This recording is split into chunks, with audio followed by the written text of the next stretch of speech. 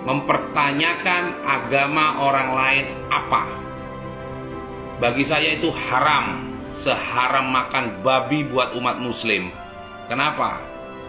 Tidak sopan menanyakan agama orang lain apa dan untuk apa? Kepentingannya apa? Gak ada fungsinya bagi kita. Seandainya pun agama kita berbeda, kenapa? Kalaupun agamanya sama, juga kenapa? Gak penting.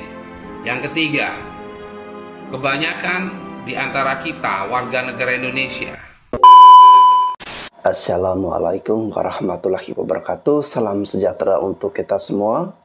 Salam, Om Swastiastu, Namo Buddhaya, salam kebajikan.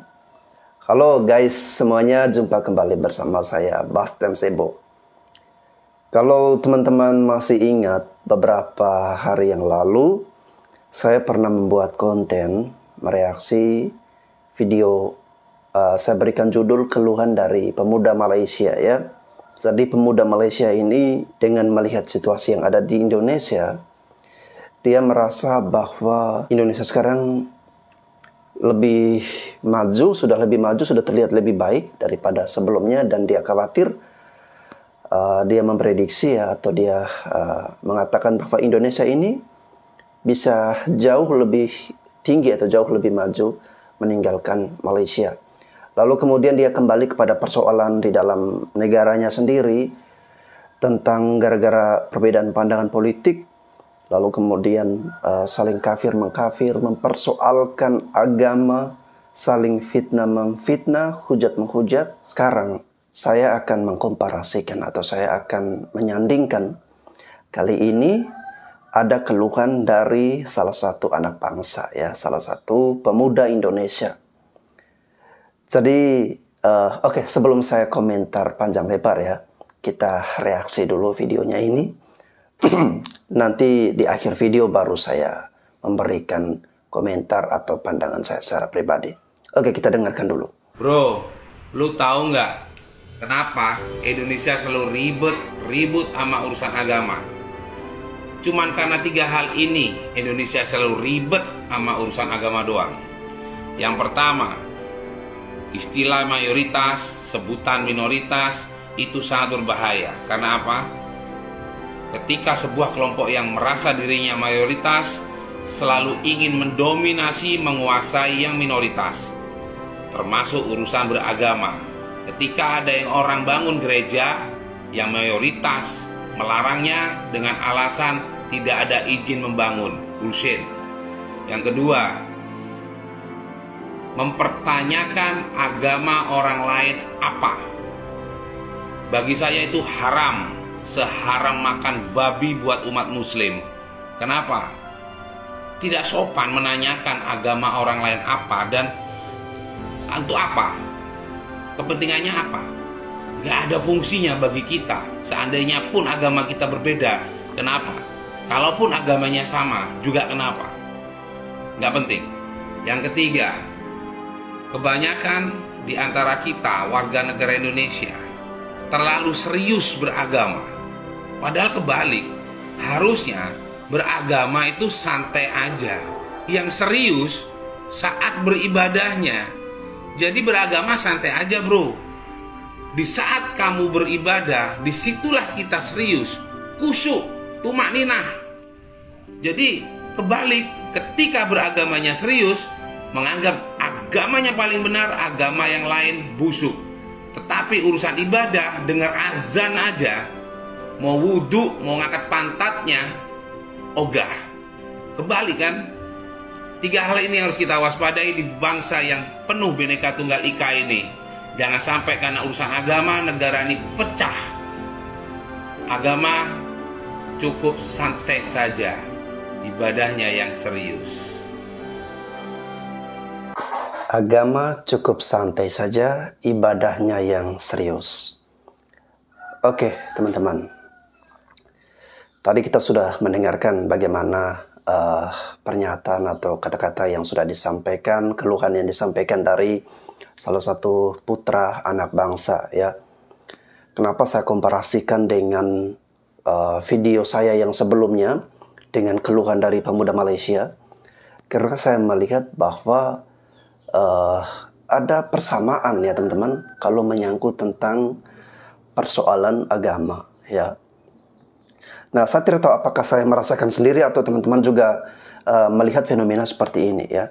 Saya kalau scroll video di TikTok ya teman-teman, saya menemukan tentang saling balas membalas konten, saling sindir menyindir, saling adu argumen, saling perang ayat ya.